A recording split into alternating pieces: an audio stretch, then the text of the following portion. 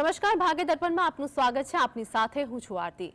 મિત્રો, કૌશલ્યનો ન માત્ર અભ્યાસ કરો પરંતુ પોતાને તેની ઊંડાઈમાં લઈ જાઓ. આજના સુવિચાર સાથે ચાલો શરૂ કરીએ ભાગ્ય દર્પણ.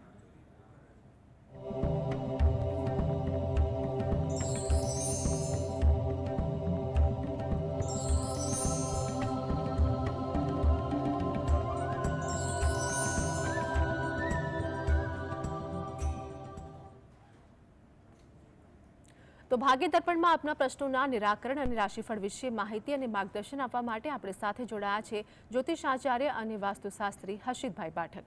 હર્ષિતભાઈ, જીએસટીમાં આપનું સ્વાગત છે. નમસ્કાર. નમસ્કાર. સર્વપ્રથમ આજના પંચાંગ વિશે જણાવો. હા, આજના દિવસની શુભ શરૂઆત કરીએ પંચાંગ જાણકારીથી. આજે વાર છે ગુરુવાર. વિક્રમ સંવત 2080 ચાલી રહ્યો છે. તારીખ છે 1 ઓગસ્ટ 2024. એટલે આજથી અંગ્રેજી ઓગસ્ટ મહિનાનો પ્રારંભ થયો છે. તિથિની વાત કરી, અષાઢ મહિનો ચાલે છે, તેનો વદ પક્ષ એટલે કૃષ્ણ પક્ષની આજે 12 છે. એટલે આજે છે અષાઢ વદ 12. નક્ષત્ર મૃગશીર્ષ આવે છે. યોગ વ્યાઘાત અને કરણ તૈતિલ આવે છે. આજની રાશિ આવે છે મિથુન રાશિ, કે જેના નામાક્ષરો છે ક, છ અને ગ. એટલે આજે જો કોઈ બાળક જન્મે તો તેનું નામ મિથુન રાશિ પરથી પાડવું હિતાવહ રહેશે.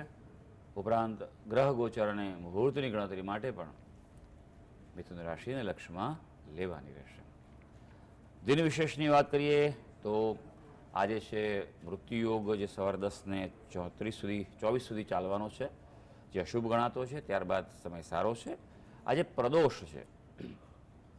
પ્રદોષ એ ખૂબ જ શુભ ગણાતો હોય છે. પ્રદોષ કાળે જો શિવજીની ઉપાસના કરવામાં આવે, એમને અભિષેક કરવામાં આવે, તેનો પાઠ કરવામાં આવે તો સર્વ પ્રકારના સંકટમાંથી મુક્તિ મળતી હોય છે. જી હર્ષિતભાઈ, આગળ વાસ્તુ અંગે દર્શક મિત્રોને માહિતગાર કરજો. હા, વાસ્તુમાં આપણે ખાસ વાત કરી રહ્યા છીએ તે છે માનસિક તણાવ અને ચિંતા. આજકાલ તેનો ઘણું બધું પ્રચલન જોવા મળે છે. ભાગ્યે જ કોઈ વ્યક્તિ એવું જોવા મળે કે જે એમ નહીં કે મને ટેન્શન કે સ્ટ્રેસ નથી. આ કદાચ કહેવા ખાતર કે પણ અંદરથી તો નાના મોટા સ્ટ્રેસ ટેન્શન રહેવાના, કારણ કે આજનો સમય આધુનિક સમય, ફાસ્ટ લાઈફ થઈ ગઈ છે. તો તેવા સમયે વાસ્તુશાસ્ત્રના કેટલાક સિદ્ધાંતો પણ દર્શાવે છે કે જો એ પ્રમાણે રચના હોય તો પણ તમારા ઘરમાં, તમારા જીવનમાં, તમારા પરિવારમાં સ્ટ્રેસ, તણાવ, ચિંતાની સ્થિતિ ઊભી થતી હોય છે. ખાસ કરીને જો ઈશાનમાં જો પ્રવેશ દ્વાર અને તે પણ થોડું ઉત્તર તરફનું પ્રવેશ દ્વાર હોય, ઈશાન અને ઉત્તરની વચ્ચેનું, તો માનસિક મૂંઝવણ, માનસિક દ્વિધાની પરિસ્થિતિ ઊભી થતી જોવા મળતી હોય છે. આ જ રીતે જો અગ્નિ અને પૂર્વની વચ્ચે પણ મુખ્ય દ્વાર હોય તો પણ એ માનસિક ખૂબ જ ક્લેશ છે, તણાવ છે, ચિંતા છે, ઘણીવાર ડિપ્રેશન પણ આપે છે, ઘણીવાર કારણ વગરના વિવાદો, ઝઘડા પણ ઊભા કરતા હોય છે અને જે લાંબો સમય ચાલતા હોય છે. તો આ પ્રકારે દ્વાર હોય તે પણ દોષયુક્ત કહેવાય છે. તો તેના ઉપાયો કરવા એ જરૂરી છે.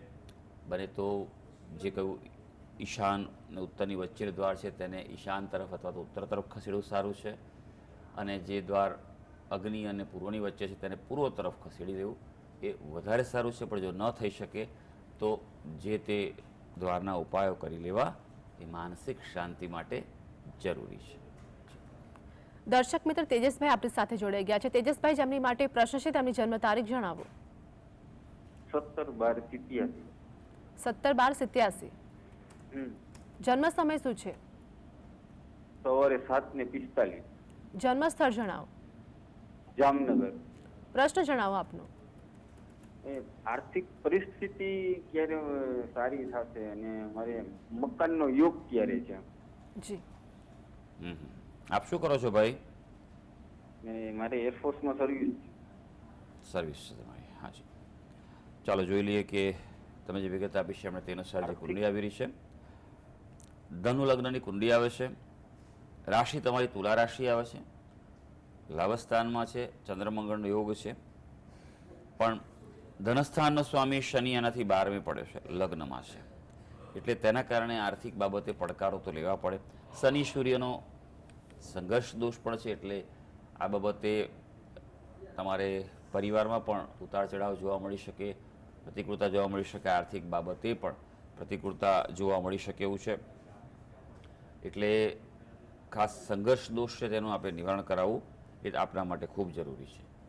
બીજો આપણો પ્રશ્ન ઘર બાબતનો છે. ઘર બાબતે જોઈએ તો ઘરના સ્થાનમાં પણ પ્રબળ દોષ છે, ચાંડાળ દોષ છે રાહુ અને ગુરુનો. એટલે એક પહેલી વાત તો એ કે બને ત્યાં સુધી તમે તમારા પોતાના એકલા નામ પર ઘર ન લેતા, આ વાતનું ધ્યાન રાખજો. બને તો 48 વર્ષની ઉંમર પછી ઘર લેવું જોઈએ આવા વ્યક્તિઓએ, એ વધારે સારું છે. અને સાથે બીજા કોઈનું નામ આગળ રાખીને આગળ તમે ઘર લો એ વધારે સારું છે. પણ એ પહેલાં મેં કહ્યું જે દોષ નિવારણ કરવા એ તમારા માટે આવશ્યક છે. બાબરભાઈ આપણી સાથે જોડાઈ ગયા છે, જેમની માટે પ્રશ્ન છે તેમની જન્મ તારીખ જણાવો. 2/11/97 બેન. ફરીવાર જણાવજો. 2/11/97. 2/11/97. જન્મ સમય શું છે? સવારના 6:35. જન્મ સ્થળ જણાવો. ચણવા ભાભર. જન્મ સ્થળ જણાવજો બાબરભાઈ. ચણવા ભાભર. બરાબર. પ્રશ્ન જણાવો આપનો. મને બેન એમનો બાબાનો વ્યભિચાર સંબંધ કરેલો છે, એટલે બેને કેવું જીવન નિર્વાહ ચાલશે? વ્યભિચાર કોની સાથે કર્યો ભાઈ? નામ છે મીનાક્ષીબેન.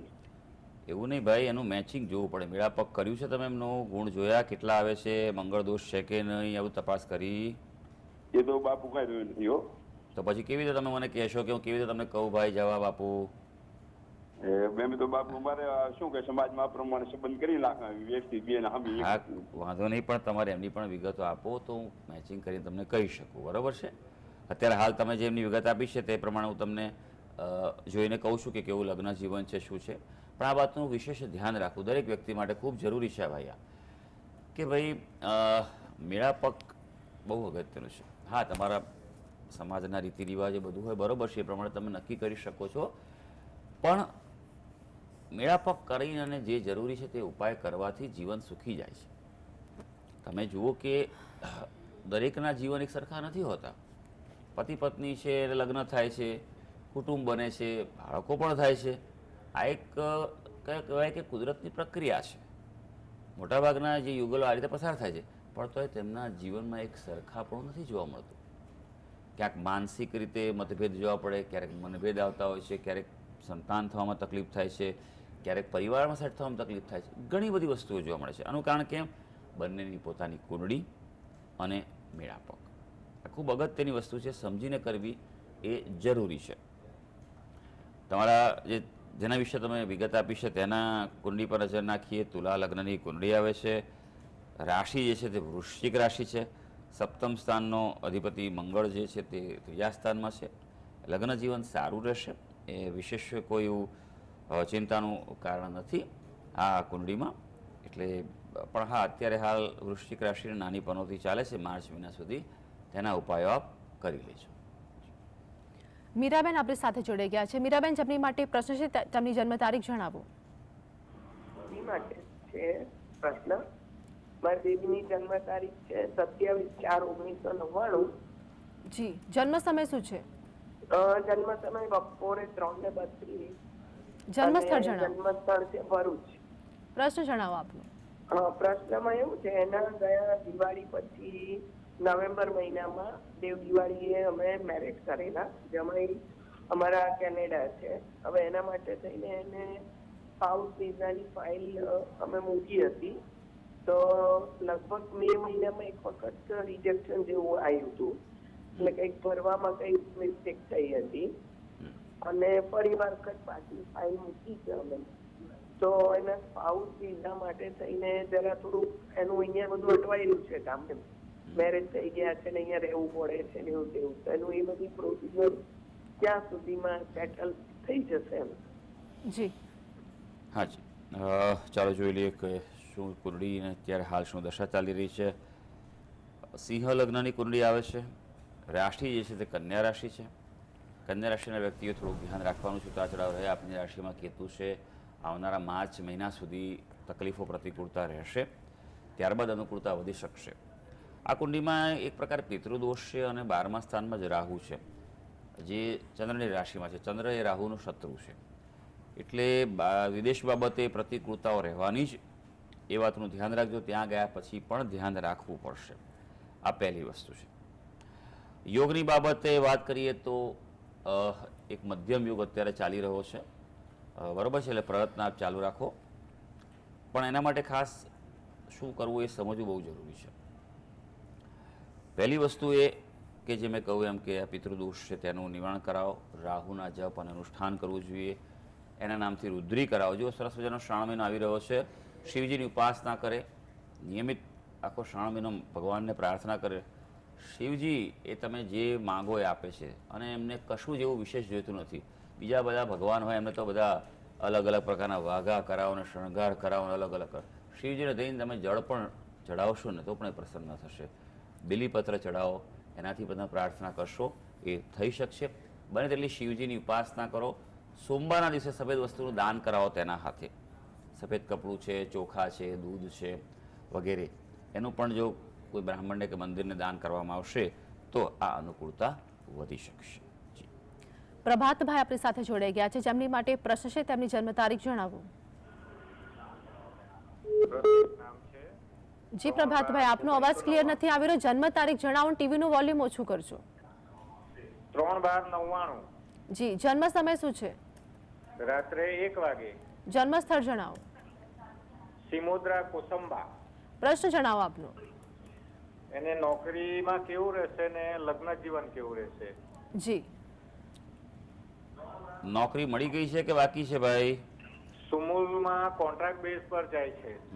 અને લગ્ન થઈ ગયા છે કે બાકી છે? ના, બાકી છે. તો લગ્ન જીવન કેવું રહેશે એવું પ્રશ્ન પૂછે. પહેલા એમ પૂછવાનું કે લગ્ન ક્યારે થશે? હા, ક્યારે થશે? હા. સારું સારું.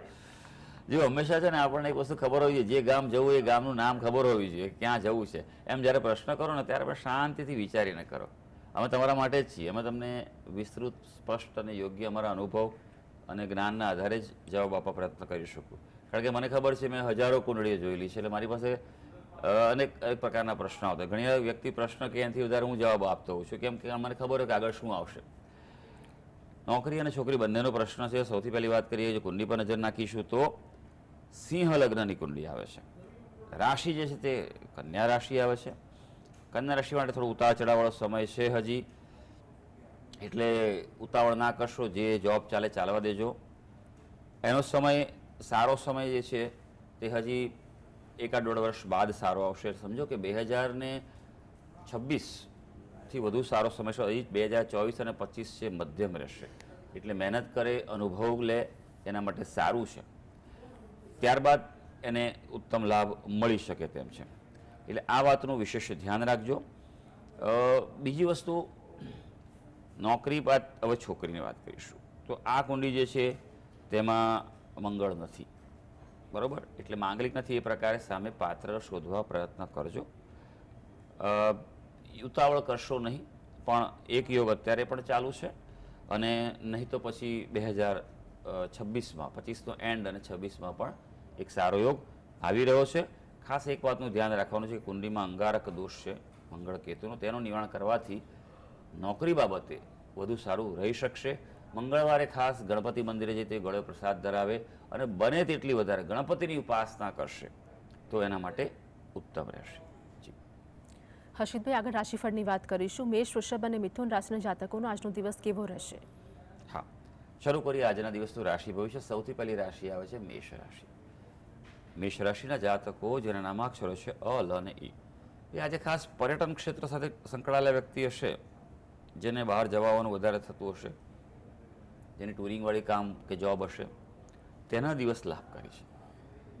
સંતાનોથી આજે તેમની સફળતાથી ખુશી તમને મળી શકે તેવો દિવસ છે. હા, સ્વાસ્થ્યનું થોડું ધ્યાન રાખજો. બેદરકાર ન રહેતા. નિયમિત કસરત એ લાભદાયી છે. વૃષભ રાશિ જેના નામાક્ષર છે બ અને ઉ, નવીન સંબંધોની શક્યતા છે અને તમારા જીવનમાં ફળદાયી નીવડશે. આજે વિદ્યાર્થીઓ માટે પણ દિવસ પ્રગતિ આપી રહ્યો છે. સ્વાસ્થ્યમાં આજે સુધારો અનુભવી શકાશે. મિથુન રાશિ જેના નામાક્ષર છે ક, છ અને ગ, જમીન મકાન ક્ષેત્રે અનુકૂળતા છે. પ્રોપર્ટી બાબતે દિવસ ખૂબ સારો છે. વિદ્યાર્થીઓ કોઈ પ્રોજેક્ટમાં કાર્ય કરતા હશે તો તેમાં આજે સફળતા મળી શકે છે. જેમ જેમ દિવસ આગળ વધશે તેમ સારો થઈ રહ્યો છે. સાંજ સુધીમાં કોઈ સારા સમાચાર પણ પ્રાપ્ત થઈ શકે તેમ છે. જી. તો હર્ષિતભાઈ આગળ કર્કસિંહ અને કન્યા રાશિના જાતકોના આજનો રાશિ ભવિષ્ય વિશે જણાવો. કર્ક રાશિની વાત કરીએ. કર્ક રાશિના જાતકો જેના નામાક્ષરો છે ડ અને હ. ભાઈ દિવસ થોડોક સંયમથી પસાર કરજો. તણાવ વધી શકે એવું છે, એટલે કોઈ નિર્ણય કરવાનો હોય તો થોડું ધીરજથી વિચાર કરીને આગળ વધજો. આજે ધિરાણ વ્યવહારથી દૂર રહેજો. કોઈને પૈસા ઉધાર આપવાના હોય, પેમેન્ટ કરવાનું તો બને ત્યાં સુધી એવોઇડ કરજો. દલીલ કરવાનો જે ટાળજો. જે પરિસ્થિતિ છે સ્વીકાર કરજો અને વ્યવહારુ રીતે આજનો દિવસ પસાર કરજો. સિંહ રાશિ જેના નામાક્ષર છે મ અને ટ. વિદ્યાર્થીઓ માટે સફળતા તો છે, પણ વધુ મહેનતે છે, એટલે 100%ની પ્રાપ્તિ માટે 150% મહેનત કરવી પડશે. એટલે સમય અને મહેનતનું આગોતરું આયોજન કરી લેજો. મિત્રો સાથે કોઈ રીતે વિવાદ થવાની સંભાવના છે, એટલે બને તો આજે મિત્રો સાથે ચર્ચા વિચારણા કરવાનું ટાળજો. હા, સારી વાત એ છે કે જીવન સાથી સાથે આજે અનુકૂળતા છે. કન્યા રાશિ. કન્યા રાશિના જાતકોના નામાક્ષર હોય છે પ, ઠ, અણ. આજનો દિવસ સરસ રહેવાનો છે, એનો ઉપયોગ કરી લેજો. હા, પણ એક વાતનું ધ્યાન રાખવું પડશે કે આજે કોઈ પણ કાર્યમાં પ્રથમ પગલું તમારે ભરવું પડશે, એટલે ઇનિશિયેટિવ તમારે લેવાનું છે. શરૂઆત પ્રારંભ કરવા માટે તમારે તૈયાર રહેવું પડશે. કાર્યક્ષેત્રે કોઈ નવી યોજનાનો પણ પ્રારંભ આજે થઈ શકે, અથવા કંઈ નવું કશું કરવું હોય તો પણ આજે તે આયોજનબદ્ધ રીતે થઈ શકશે. જી. તો હર્ષિતભાઈ આપણી સાથે જોડાયેલા રહેશે. ભાગ્ય દર્પણમાં આગળ પણ વાત કરીશું, પરંતુ હાલ સમય થયો છે એક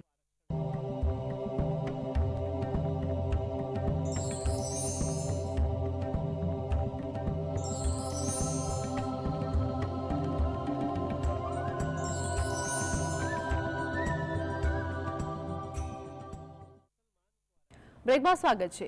દર્શક મિત્ર જયભાઈ આપણી સાથે જોડાઈ ગયા છે. જયભાઈ, તેમની માટે એક પ્રશ્ન છે, તેમની જન્મ તારીખ જણાવો. 6/12/2005. ફરીવાર જણાવજો. 6/12/2005. જન્મ સમય શું છે? 5ની રાત 2 વાગે. 5 તારીખની રાત છે. જી. જન્મ સ્થળ જણાવો. પાંચર. પ્રશ્ન જણાવો આપનો.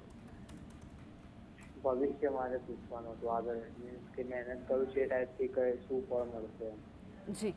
શું કરો છો ભાઈ તમે? હું હાલ કોલેજ કરું છું ફર્સ્ટ યરમાં. શું સબ્જેક્ટ લીધો છે? ગુજરાતી. ગુજરાતી લીધો છે, બરોબર છે. ભવિષ્યમાં શું જાણવું છે ભાઈ આપણે? ભવિષ્યમાં શું થશે આગળ એમ. પણ કઈ બાબતે જાણવું છે આપણે? તમારા કેરિયર બાબતે, સંબંધો બાબતે, career પૈસા બાબતે, બાબતે, career બાબતે. હેલ્થ બાબતે, સ્પોર્ટ્સ બાબતે, 100 બાબતો છે ભાઈ. કરિયર બાબતે. અભ્યાસ કેવો ચાલે છે તમારો? યસ, સારો. અચ્છા અચ્છા, સારું સારું. અભ્યાસમાં ફોકસ કરજો. સૌથી પહેલી વાત તો એ છે આપની કુંડલી પર ધ્યાન રાખવું પડશે, બરોબર છે? અભ્યાસમાં ધ્યાન રાખશો તો કારકિર્દી સારી રહેવાની છે, બરોબર છે?